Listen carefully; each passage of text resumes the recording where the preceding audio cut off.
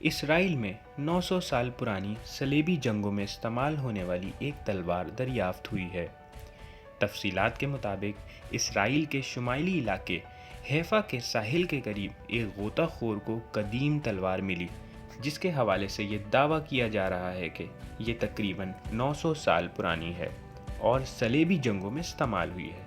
شوقیہ غوطہ خور شلومی کزین کو یہ تلوار، جو تقریباً 3.3 فٹ لمبی لوہے سے بنی ہوئی تھی، سالم حالت میں ملی اور اس میں سمندری سیپی جمی ہوئی ہے، جو اس بات کی ضمانت دیتی ہے کہ یہ کتنے عرصے سے سمندر کے اندر تھی۔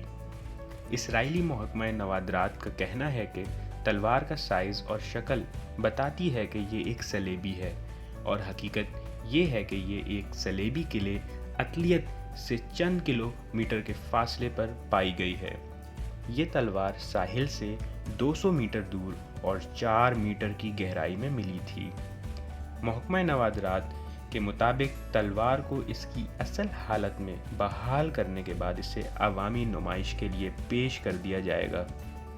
اسرائیلی میرین آرکیالوجی یونٹ کے سربراہ کوبی شراؤٹ کا کہنا ہے،